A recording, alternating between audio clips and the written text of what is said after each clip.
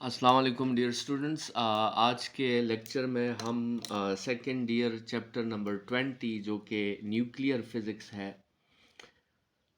उसका lecture number 5 discuss करेंगे।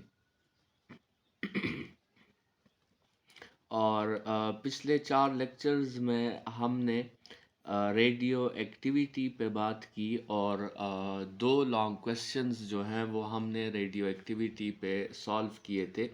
और आज का लेक्चर जो है वो न्यूक्लियर रिएक्शंस के लॉन्ग क्वेश्चन पे है और उस पे हम जो है डिस्कस करेंगे कि हमारे साथ कितने टाइप्स ऑफ न्यूक्लियर रिएक्टर्स होते हैं। ठीक है, तो आज का लेक्चर जो है वो हमारा है न्यूक्लियर रिएक्टर्स के बारे में और इसमें हम 2 टाइप्स ऑफ न्यूक्लियर रिएक्टर्स जो है उन्हें डिस्कस करेंगे।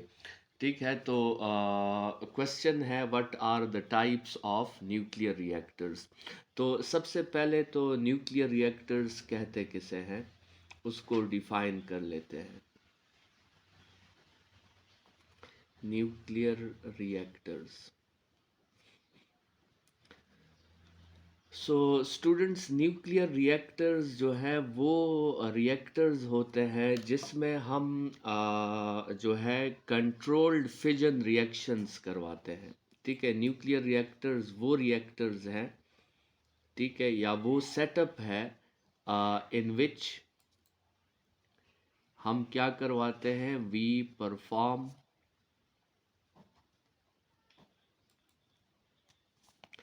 Controlled nuclear फिजन्स। ठीक है, हम वहाँ पर कंट्रोल्ड न्यूक्लियर फिजन्स करवाते हैं।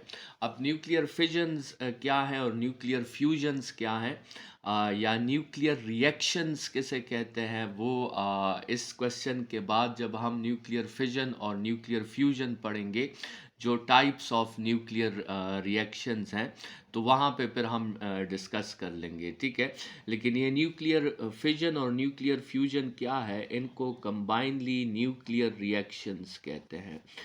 न्यूक्लियर रिएक्शंस जो हैं वो केमिकल रिएक्शंस से डिफरेंट होते हैं। केमिकल रिएक्शंस में वैलेंस इलेक्ट्रॉन्स जो है वो इन्वॉल्व होते हैं और न्यूक्लियर रिएक्शंस में आपके साथ न्यूक्लियाइज इन्वॉल्व होती हैं। ठीक है, तो ये जो है केमिकल रिएक्शन से न्यूक्लियर रिएक्शंस जो है वो एक डिफरेंट चीज़ है जिस पे जो है फिर बाद में बात करेंगे।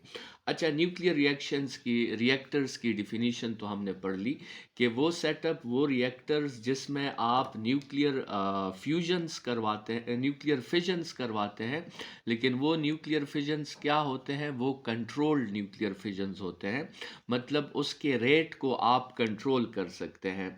और न्यूक्लियर फिजन्स करवाने से आपके साथ प्रोड्यूस क्या होती है, आपके साथ एनर्जी जो है वो प्रोड्यूस हो जाती है और उस एनर्जी को फिर आप फर्दर जो है वो मुख्तलिफ प्रोसेसेस में आप उसको अपने मकसद के लिहाज से यूज़ कर सकते हैं। ठीक है, तो अब आते हैं कि न्यूक्लियर रिएक्शंस रिएक्टर्स की टाइप्स कौन कौन सी हैं। तो स्टूडेंट्स, हमारे साथ न्यूक्लियर रिएक्टर्स की 2 मेन टाइप्स हैं। एक को कहा जाता है थर्मल न्यूक्लियर रिएक्टर और एक को कहा जाता है fast nuclear reactor. Thermal nuclear reactor और फास्ट न्यूक्लियर रिएक्टर। स्टूडेंट्स, इस न्यूक्लियर रिएक्टर्स की जो मेन वर्किंग प्रिंसिपल है, मतलब जिन बातों का आपने न्यूक्लियर रिएक्टर्स में ख्याल रखना है, तो वो क्या है, वो आपके साथ 2 मेन बातें हैं कि पहली बात क्या है कि हमने क्या करवाना है, हमने न्यूक्लियर फिजन करवाना है। ठीक है, और न्यूक्लियर फिजन से मकसद हमारा क्या है कि हमारे साथ क्या आ जाए, हमारे साथ एनर्जी आ जाए। और दूसरी बात ये है कि इस फिजन को जो कि हम करवा रहे हैं, इस फिजन को फिर हमने अपने जो है ज़रूरत के लिहाज से हमने इस फिजन रिएक्शन को क्या करना है, इस फिजन रिएक्शन को कंट्रोल करना है। ठीक है, तो ये दो मेन बातें जो है न्यूक्लियर रिएक्टर्स के वर्किंग प्रिंसिपल में आपको पता होनी चाहिए। अच्छा, तो सबसे पहले अब बात करते हैं थर्मल रिएक्टर्स पर। थर्मल रिएक्टर्स,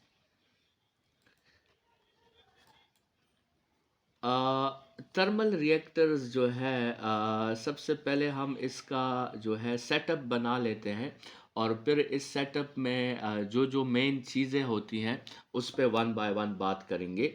लेकिन थर्मल रिएक्टर्स जो है इसकी प्रोसेस जो है, इसका तरीका कुछ ऐसा है कि इसमें हम क्या करते हैं, इसमें हम स्लो मूविंग न्यूट्रॉन को हम बम्बार्ड करते हैं यूरेनियम 235 पे। ठीक है, तो जो कि यूरेनियम का एक रेडियो एक्टिव आइसोटोप है, तो हम स्लो मूविंग न्यूट्रॉन को यूरेनियम 235 पे बम्बार्ड करते हैं और जब ये स्लो मूविंग न्यूट्रॉन यूरेनियम 235 पे बम्बार्ड हो जाता है तो यूरेनियम 235 आपके साथ स्प्लिट हो जाता है और इसी स्प्लिटिंग के प्रोसेस को हम न्यूक्लियर फिजन कहते हैं। और जब ये स्प्लिट होता है तो आपके साथ इस रिएक्शन के रिजल्ट में क्या आ जाती है, वो एनर्जी आ जाती है। तो ये वो तरीका है जिससे हम न्यूक्लियर रिएक्टर्स में एनर्जीज को ऑब्टेन कर सकते हैं। अच्छा, इसको थर्मल रिएक्टर क्यों कहा जाता है, इसको भी यहाँ पे हम डिस्कस कर लेते हैं कि इस रिएक्टर का नाम जो है थर्मल, ये क्यों रखा गया है। तो थर्मल रिएक्टर इसको इसलिए कहा जाता है कि आपके साथ जो न्यूट्रॉन्स इस प्रोसेस में बनते हैं वो होते हैं फास्ट मूविंग न्यूट्रॉन्स। ठीक है, फास्ट मूविंग न्यूट्रॉन्स होते हैं जिनकी काइनेटिक एनर्जी जो है वो किस रेंज में होती है, वो मेगा इलेक्ट्रॉन वोल्ट्स में होती है। लेकिन हम क्या करते हैं, हम इस फास्ट मूविंग न्यूट्रॉन्स को कन्वर्ट करते हैं किस में, स्लो मूविंग न्यूट्रॉन्स में। ठीक है, मतलब हम इन न्यूट्रॉन्स की काइनेटिक एनर्जी को मेगा इलेक्ट्रॉन वोल्ट से कन्वर्ट कर देते हैं इलेक्ट्रॉन वोल्ट में। और उस प्रोसेस में हमें करना ये होता है कि हमें इलेक्ट्रॉन्स की काइनेटिक एनर्जी को कन्वर्ट करना होता है हीट में।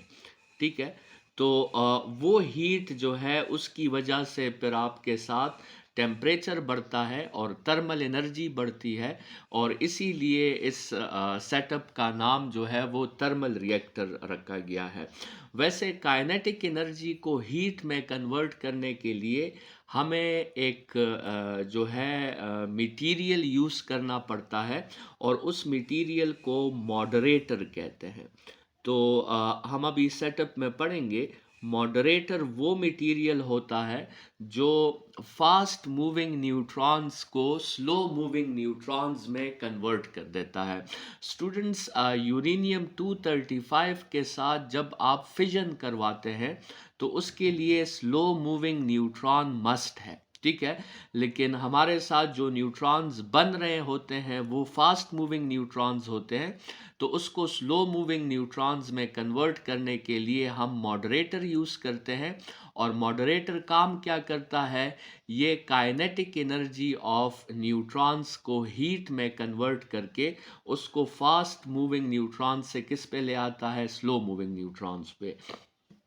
तो अब हम इस तरह करते हैं कि इस न्यूक्लियर रिएक्टर का जो एक्सपेरिमेंटल सेटअप है वो बना लेते हैं और फिर उनमें देखते हैं कि क्या क्या ब्लॉक्स जो है उसमें हैं। तो न्यूक्लियर रिएक्टर्स का एक्सपेरिमेंटल सेटअप जो है वो कैसा है। तो स्टूडेंट्स, न्यूक्लियर रिएक्टर्स का जो एक्सपेरिमेंटल सेटअप है वो आपके साथ कुछ ऐसा है कि आपके साथ एक जो है वो मेन जो न्यूक्लियर रिएक्टर का एक वर्टिकल कॉलम है। ठीक है, उस वर्टिकल कॉलम की बाउंड्री जो है वो ऐसी मटेरियल से बनाई जाती है कि उससे बाहर जो है वो न्यूक्लियर रेडिएशंस जो है वो ना जा सके, मतलब अल्फ़ा बीटा गैमा रेडिएशंस उससे बाहर ना जा सके। तो नॉर्मली आप इसको लेड से बना सकते हैं और इसकी बाउंड्री को रेडिएशन शील्ड कहा जाता है।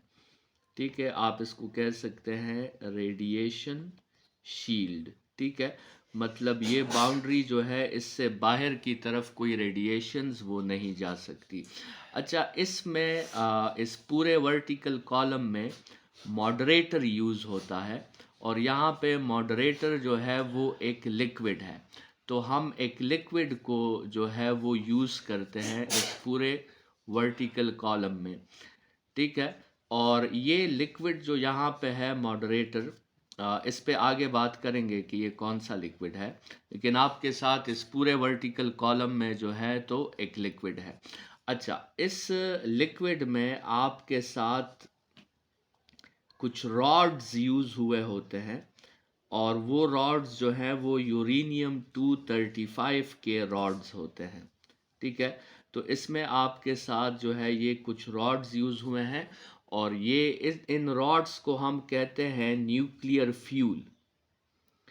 मतलब ये वो मटेरियल है जिसने फिजन करके आपको एनर्जी देनी है। ठीक है, और ये कौन सा फ्यूल है, ये यूरेनियम 235 है जो कि यूरेनियम का रेडियो एक्टिव आइसोटोप है आपके साथ। ठीक है, अच्छा, इन्हीं रॉड्स के दरमियान जो है कुछ और रॉड्स यूज़ हुए होते हैं और इन रॉड्स को आप जो है अपनी मर्ज़ी के मुताबिक डिप कर सकते हैं।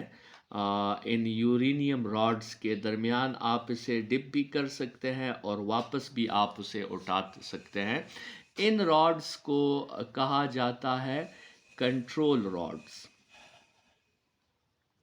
ठीक है, और ये वो रॉड्स हैं जिसके सेटअप से, जिसको ऊपर नीचे ले जाने से आप न्यूक्लियर रिएक्शंस को जो है वो अपनी मर्ज़ी के मुताबिक कंट्रोल कर सकते हैं।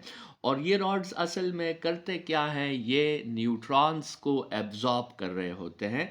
तो ये रॉड्स जो हैं इनको न्यूट्रॉन एब्जॉर्बर्स भी कहते हैं।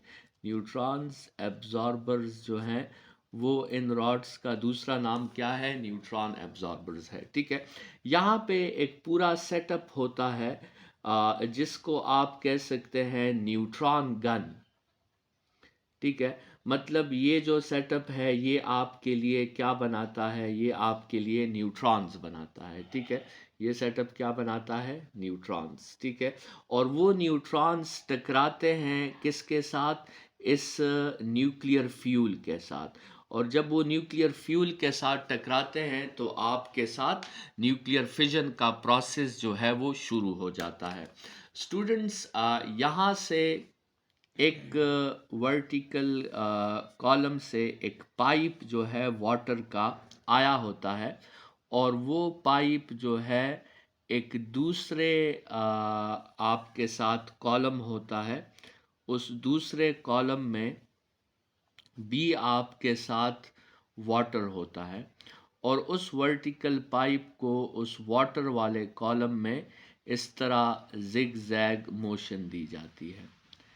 ठीक है, तो ये आपके साथ इस तरह ये वर्टिकल कॉलम जो है ये जिगजैग मोशन करता हुआ ये पाइप यहाँ से वापस निकलेगा और ये वापस निकल कर यहाँ जो है वो वापस कनेक्ट हो जाता है। ठीक है, ये यहाँ पे वापस कनेक्ट हो जाता है। ठीक है, और यहाँ जो आपके साथ ये वर्टिकल कॉलम है इसमें भी क्या है, इसमें भी वाटर है।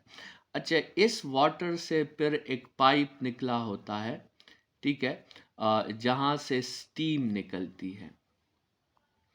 ठीक है, और वो स्टीम कनेक्ट होती है टरबाइन के साथ। ठीक है, और उस स्टीम के हेल्प से टरबाइन क्या होता है, रोटेट होता है और ये स्टीम वापस कोल्ड होके जो है वापस इस वर्टिकल कंटेनर के अंदर जो है ये वापस चली जाती है। तो कोल्ड वाटर यहाँ से वापस चला जाता है। तो ये आपके साथ जो है वो पूरा सेटअप है, और अब इस सेटअप को जो है वन बाय वन समझते हैं कि इस सेटअप के मेन पार्ट्स जो है वो आपके साथ कौन कौन से हैं। तो सबसे पहले हम बात कर लेते हैं इस सेटअप में कि आपके साथ ये जो न्यूट्रॉन गन है ये क्या चीज़ है। न्यूट्रॉन गन, ठीक है। तो स्टूडेंट्स, न्यूट्रॉन गन जो है वो आपको क्या बना के देगा? न्यूट्रॉन गन आपको बना के देगा फास्ट मूविंग न्यूट्रॉन्स, ठीक है। और ये बहुत ज़्यादा फास्ट मूविंग न्यूट्रॉन्स होते हैं। इनकी काइनेटिक एनर्जी किस रेंज में होती है? वो मेगा इलेक्ट्रॉन वोल्ट्स में होती है, ठीक है। सो न्यूट्रॉन गन का काम है आपको क्या देना? आपको फास्ट मूविंग न्यूट्रॉन्स देना। तो अब दूसरे नंबर पे ये बात आ जाती है कि अब इस न्यूट्रॉन्स, फास्ट मूविंग न्यूट्रॉन्स की काइनेटिक एनर्जी को अब हमने डिक्रीज करना है। तो उसके लिए जो सेटअप में दूसरी चीज़ है वो है आपके साथ मॉडरेटर, ठीक है। सो मॉडरेटर क्या है? मॉडरेटर आपके साथ जो है ये जो आप केमिस्ट्री में पढ़ते हैं हैवी वाटर, ठीक है। मतलब ये जो है आपके साथ D2O है, ठीक है। वो वाटर जो ड्यूट्रियम के साथ बनता है जिसको आप हैवी वाटर कहते हैं। इस हैवी वाटर को एज अ मॉडरेटर जो है वो यूज़ किया जाता है। मतलब लेट्स सपोज आप कंसिडर करें कि ये आपके साथ सेटअप है और यहाँ पे जो है न्यूट्रॉन्स वो बन रहे हैं, ठीक है। और न्यूट्रॉन्स के सामने क्या है? हैवी वाटर के मॉलिक्यूल्स हैं, ठीक है। तो ये जो हैवी वाटर के मॉलिक्यूल्स हैं, जब न्यूट्रॉन्स इन मॉलिक्यूल्स के साथ टकराता है तो इन न्यूट्रॉन्स की कोलिजन्स की वजह से न्यूट्रॉन्स की काइनेटिक एनर्जी कन्वर्ट हो जाती है आपके साथ हीट एनर्जी में, ठीक है। और जो है उसके लिए हम ये हैवी वाटर यूज़ करते हैं।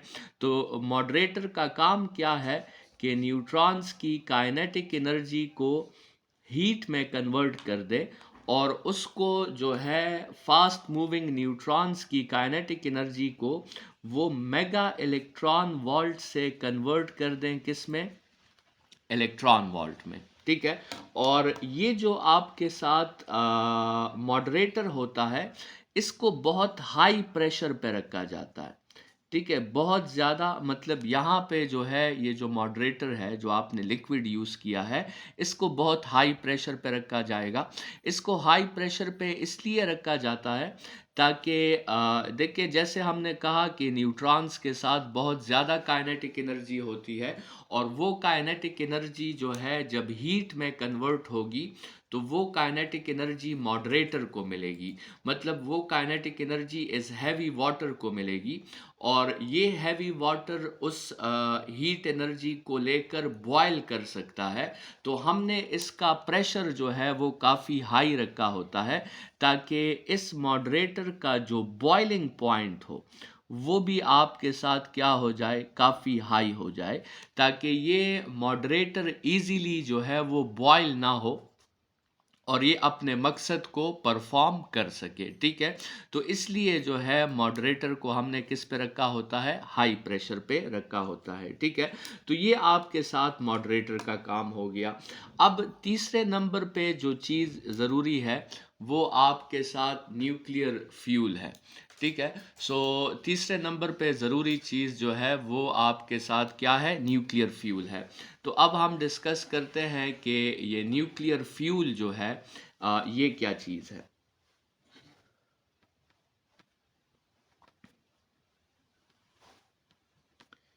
तो जैसे हमने डिस्कस किया कि यूरेनियम 235 जो है उसको हम यूज़ करते हैं एज आ न्यूक्लियर फ्यूल।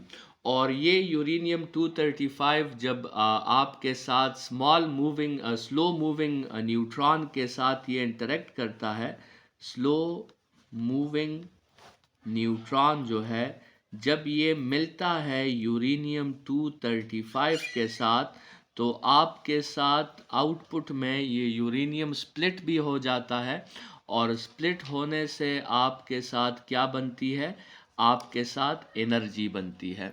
स्टूडेंट्स, वो एनर्जी जो है वो मिलती है इस वाटर को, ठीक है। ये जो आपके साथ वाटर है, ये वाटर जो है ये हीट अप होना शुरू हो जाता है। जब ये वाटर हीट अप होना शुरू हो जाता है तो वो हॉट वाटर जो है इस वर्टिकल कॉलम से आता हुआ आपके साथ इस दूसरे जो है साइलेंडर में पहुंच जाता है। जब ये हॉट वाटर यहाँ से गुजरता है इस जिग जैग ट्यूब से, तो ये जो वाटर है इस दूसरे वर्टिकल साइलेंडर में, ये उससे हीट लेकर ये वाटर कन्वर्ट हो जाता है स्टीम में, ठीक है। और जब ये वाटर स्टीम में कन्वर्ट होता है तो वो स्टीम रन करती है एक टरबाइन को, और वो टरबाइन जो है आगे कनेक्ट होता है इलेक्ट्रोमैग्नेट के साथ।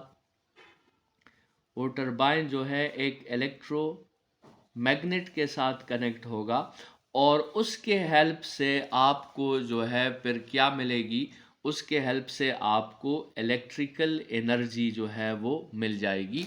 तो इस तरीके से आप क्या कर सकते हो कि आप न्यूक्लियर फिजन से आपको जो एनर्जी मिली है उस एनर्जी को आप इलेक्ट्रिकल एनर्जी में जो है इजीली कन्वर्ट कर सकते हैं, ठीक है।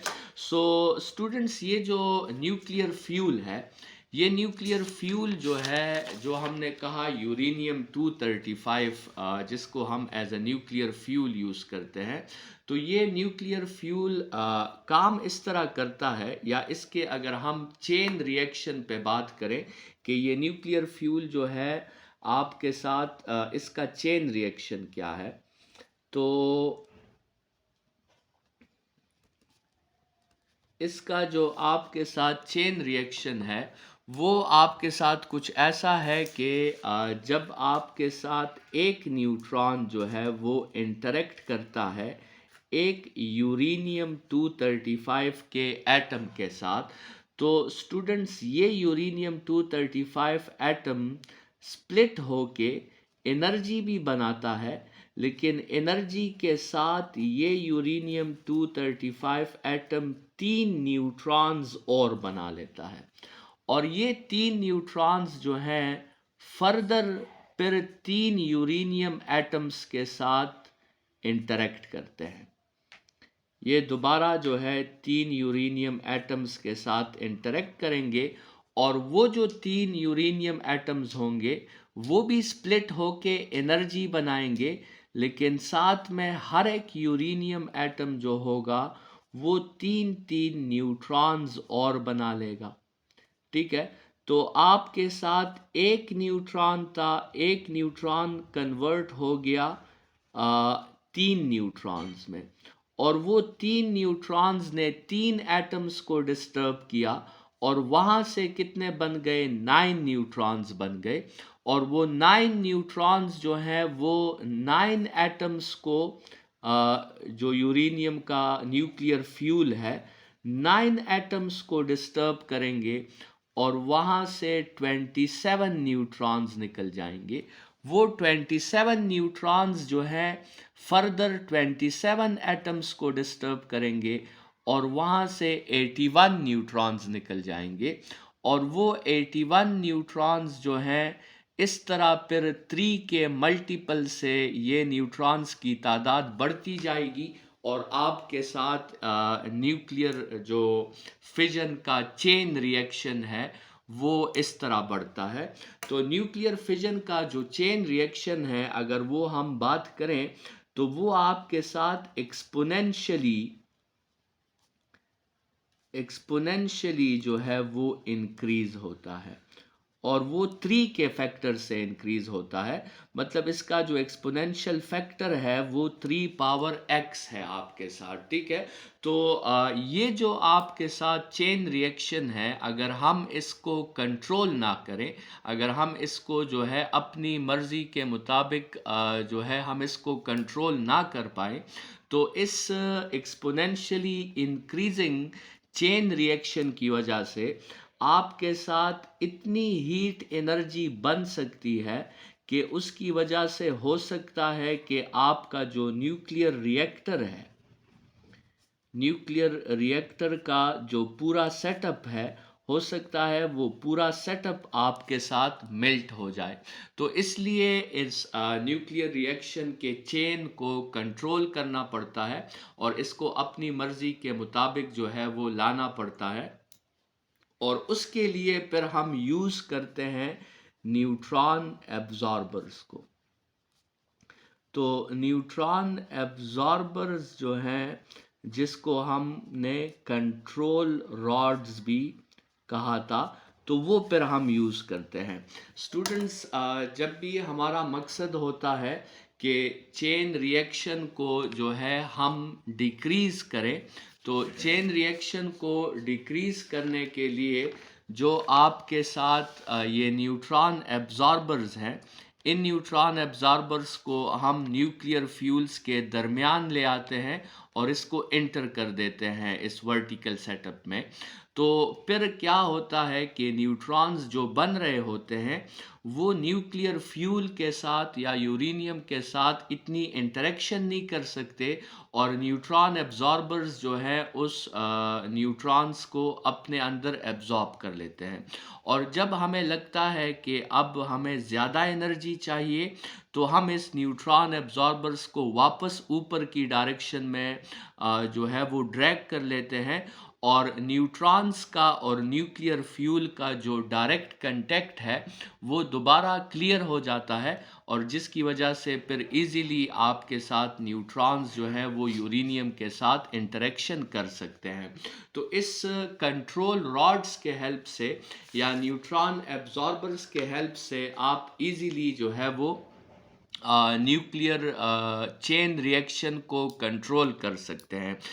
स्टूडेंट्स, इस चेन रिएक्शन को अगर आपने कंट्रोल करना है, तो इसके तीन जो है वो आपके साथ फर्दर कैटेगरीज हैं। तीन टाइप्स में आप इसको कंट्रोल कर सकते हैं। तो एक को हम कहते हैं, इसके कंट्रोल के एक मेथड को कहते हैं क्रिटिकल मास। Critical mass. इसके कंट्रोल के दूसरे मेथड को कहते हैं super critical mass. Super critical mass.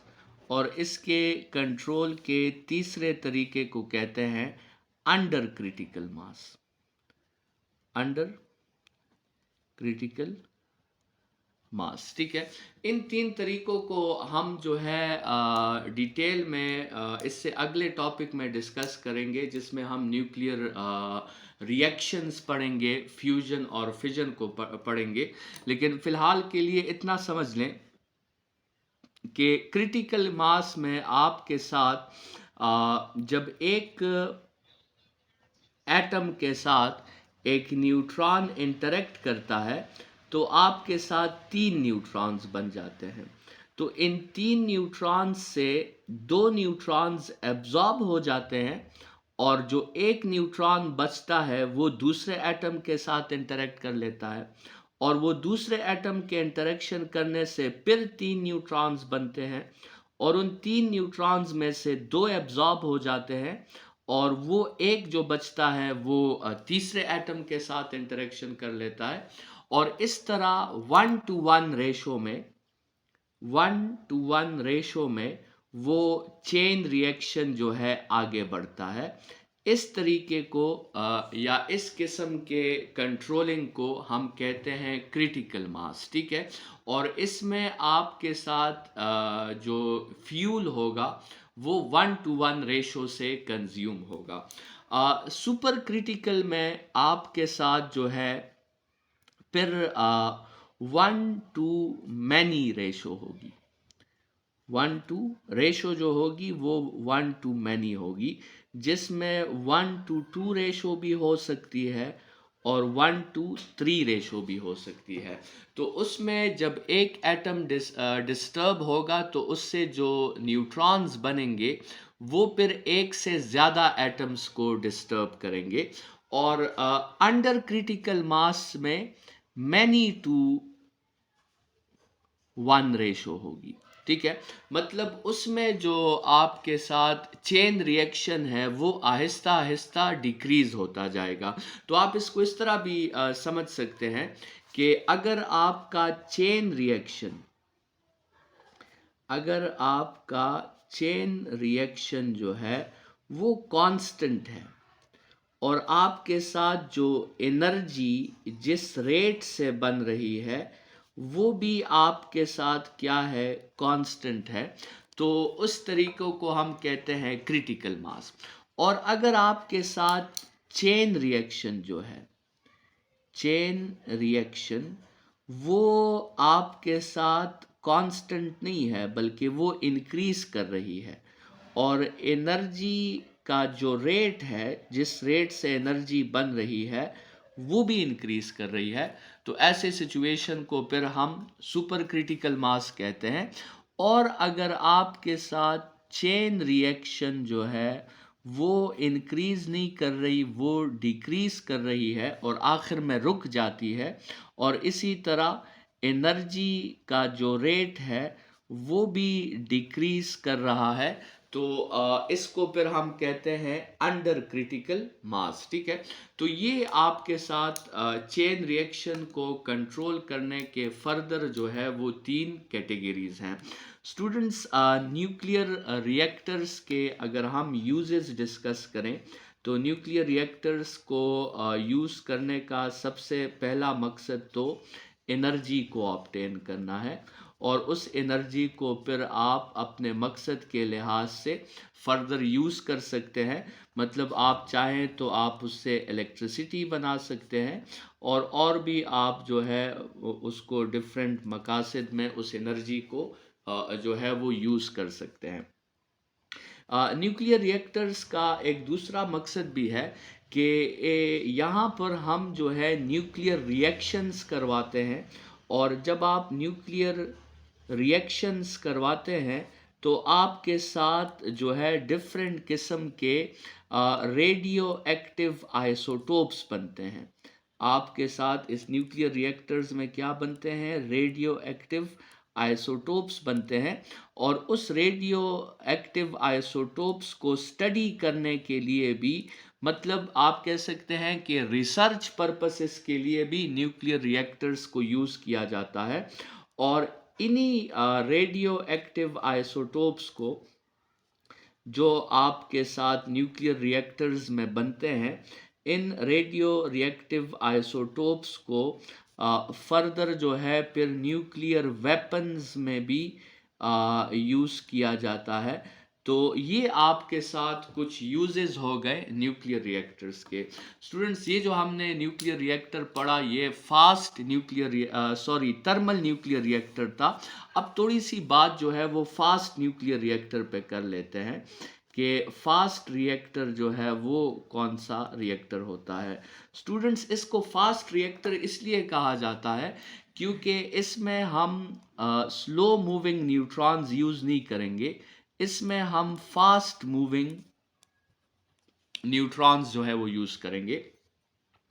और यहाँ से आपको एक बात क्लियर हो जानी चाहिए कि अगर हम फास्ट मूविंग न्यूट्रॉन्स को यूज़ कर रहे हैं तो फिर हमारे साथ फास्ट रिएक्टर में मॉडरेटर की कोई ज़रूरत नहीं पड़ेगी। ठीक है, सो फास्ट रिएक्टर्स में आपके साथ कोई भी मॉडरेटर जो है वो मौजूद नहीं होता। ठीक है, अच्छा, अब इस फास्ट रिएक्टर में न्यूक्लियर फ्यूल वो बनाना पड़ता है। ठीक है, तो फास्ट मूविंग रिएक्टर में एक्चुअली हम यूज़ करते हैं यूरेनियम 239। ठीक है, तो यूरेनियम 239 को यूज़ किया जाता है, लेकिन यूरेनियम 238 को यूज़ किया जाता है, लेकिन यूरेनियम 238 जो है वो आपके साथ कोई रेडियो एक्टिव आइसोटोप नहीं है। मतलब उससे आप उसके न्यूक्लियस से आप एनर्जी को ऑब्टेन नहीं कर सकते। तो आप क्या करते हो कि आप इस यूरेनियम 238 को एक रेडियो एक्टिव आइसोटोप में पहले कन्वर्ट करते हो, ठीक है, और उसको कहते हैं कि अपने लिए न्यूक्लियर फ्यूल बनाना। तो सबसे पहले हम फास्ट रिएक्टर में न्यूक्लियर फ्यूल बनाते हैं, और फिर वही इसका भी वही सेटअप है कि न्यूक्लियर फ्यूल बनेगा तो वो जो है फिर एनर्जी प्रोड्यूस करेगा तो वो एनर्जी वाटर को मिलेगी, वाटर उससे स्टीम में कन्वर्ट होगा, स्टीम से टरबाइन चलेगी, और ये प्रोसेस जो है चलता रहेगा। तो फास्ट रिएक्टर में जो मेन चीज़ समझने की है वो ये है कि आपके साथ ये न्यूक्लियर फ्यूल बनता कैसे है। तो स्टूडेंट्स उसमें आपके साथ ये जो यूरेनियम 238 का आइसोटोप है, जब इसके साथ एक फास्ट मूविंग न्यूट्रॉन इंटरेक्ट करता है, एक फास्ट मूविंग न्यूट्रॉन जब इसके साथ इंटरेक्ट करेगा तो ये जो है कन्वर्ट हो जाएगा यूरेनियम 239 में, जो कि यूरेनियम का एक दूसरा आइसोटोप है। स्टूडेंट्स जब ये यूरेनियम 239 में कन्वर्ट हो जाता है तो यूरेनियम 239 जो है आपके साथ एक स्टेबल आइसोटोप नहीं है, ये डीके करता है, और ये डीके करता है 23.5 मिनट्स में। 23.5 मिनट्स के बाद इससे एक बीटा पार्टिकल जो है वो निकल जाता है। तो जब इससे एक बीटा पार्टिकल निकल जाता है तो ये यूरेनियम जो है ये कन्वर्ट हो जाता है नेप्टोलियम में, और वो जो है आपके साथ 239 और 93, और ये नेप्टोलियम जो है ये भी आपके साथ एक रेडियो एक्टिव अनस्टेबल आइसोटोप है। तो ये भी जो है आपके साथ डीके करता है, और ये डीके करता है तकरीबन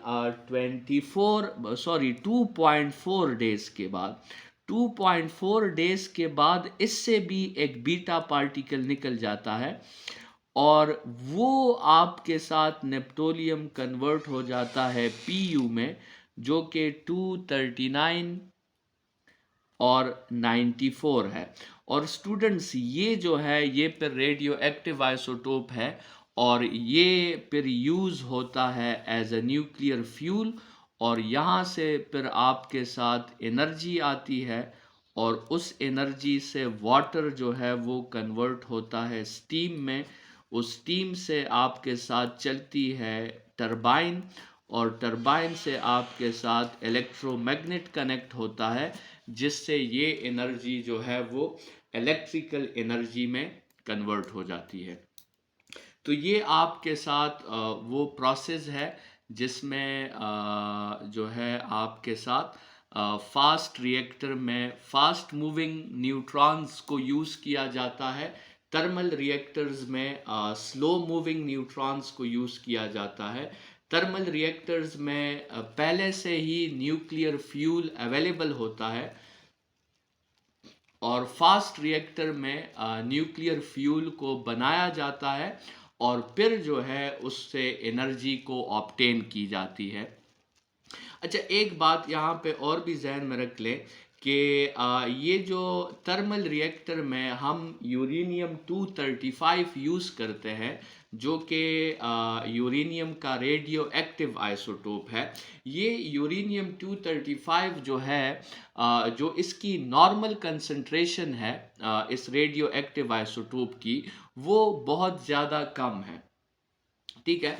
तो जो हमने बात की कि हमने यहाँ पे ये न्यूक्लियर फ्यूल जो है वो यूज़ किया है, तो अगर हम जो है इस यूनिवर्स में यूरेनियम 235 की जो नॉर्मल कंसंट्रेशन है अगर हम वो देखें, इसकी अगर नॉर्मल कंसंट्रेशन देखी जाए जो है अर्थ के क्रस्ट में, तो यूरेनियम 238 का जो रेशो है यूरेनियम 235 के साथ, तो वो आपके साथ जो है 99.3% यूरेनियम 238 है और 0.7% यूरेनियम 235 है। ठीक है, मतलब जो रेडियो एक्टिव आइसोटोप है और जो आपको चाहिए थर्मल रिएक्टर में, उसकी कंसंट्रेशन बहुत ज़्यादा कम है। तो स्टूडेंट्स, इस न्यूक्लियर फ्यूल में इसको डायरेक्टली यूज़ नहीं किया जाता क्योंकि इसकी कंसंट्रेशन बहुत कम है और उससे फिर आपके साथ इतनी एनर्जी नहीं बनती। तो इसकी कंसंट्रेशन को आर्टिफिशियली मॉडिफाई किया जाता है और उस प्रोसेस को इनरिचमेंट प्रोसेस कहते हैं। और ये एक काफ़ी कॉस्टली प्रोसेस होता है। तो इनरिचमेंट प्रोसेस करके इस कंसंट्रेशन को 95% रेशो 5% पे लाया जाता है। ठीक है, या तकरीबन जो है 97% रेशो 3% पे लाया जाता है। तो जब इसकी कंसंट्रेशन को आर्टिफिशियली मॉडिफाई किया जाता है तो इस प्रोसेस को हम क्या कहते हैं? एनरिचमेंट प्रोसेस कहते हैं। और ये जो न्यूक्लियर फ्यूल हमने यूज़ किया है, तो इसमें 5% वो एटम्स हैं जो रेडियो एक्टिव है और 95% वो एटम्स हैं जो रेडियो एक्टिव नहीं हैं। ठीक है, तो ये आपके साथ आज का लेक्चर था जिसमें हमने न्यूक्लियर रिएक्टर्स को डिस्कस किया। 2 टाइप्स ऑफ न्यूक्लियर रिएक्टर्स को हमने डिस्कस किया और दोनों की वर्किंग भी पढ़ी और दोनों में मेन डिफरेंस भी पढ़ा। थर्मल रिएक्टर में आपके साथ जो है स्लो मूविंग न्यूट्रॉन्स यूज़ होते हैं और उसमें मॉडरेटर की ज़रूरत पड़ती है। फास्ट रिएक्टर्स में आपके साथ फास्ट मूविंग न्यूट्रॉन्स जो है वो मूव होते हैं और इसलिए उसमें मॉडरेटर की ज़रूरत नहीं पड़ती। थर्मल रिएक्टर्स में यूरेनियम 238 235 को as a nuclear fuel use किया जाता है और फास्ट रिएक्टर में यूरेनियम 238 को न्यूक्लियर फ्यूल की प्रोडक्शन के लिए यूज़ किया जाता है और यूरेनियम 238 को न्यूक्लियर फ्यूल में कन्वर्ट किया जाता है और फिर उस न्यूक्लियर फ्यूल से एनर्जी हासिल करके उसको हम अपने मकसद के लिए यूज़ कर सकते हैं। और वो यूरेनियम 238 को कैसे कन्वर्ट किया जाता है, उसके लिए हमने ये पूरा मैकेनिज्म पढ़ा कि यूरेनियम 238 के साथ एक फास्ट मूविंग न्यूट्रॉन इंटरेक्ट करेगा, वो यूरेनियम 239 में कन्वर्ट होगा। वो यूरेनियम 239 23.5 मिनट्स के बाद नेप्टोलियम में कन्वर्ट हो जाएगा और वो नेप्टोलियम 2.4 डेज के बाद जो है पीयू में कन्वर्ट हो जाएगा और वो पीयू एक रेडियो एक्टिव आइसोटोप है। वो जब डिके करता है तो आपको एनर्जी मिलती है और उस एनर्जी को फिर आप अपने मकसद के लिए यूज़ कर सकते हैं। कल का लेक्चर हमारा न्यूक्लियर रिएक्शंस के बारे में होगा जिसमें हम फिजन्स और फ्यूजन्स को डिस्कस करेंगे और उनकी सिमिलरिटीज़ और डिफरेंसेस को डिस्कस करेंगे। आज के लिए इतना ही। Thank you students.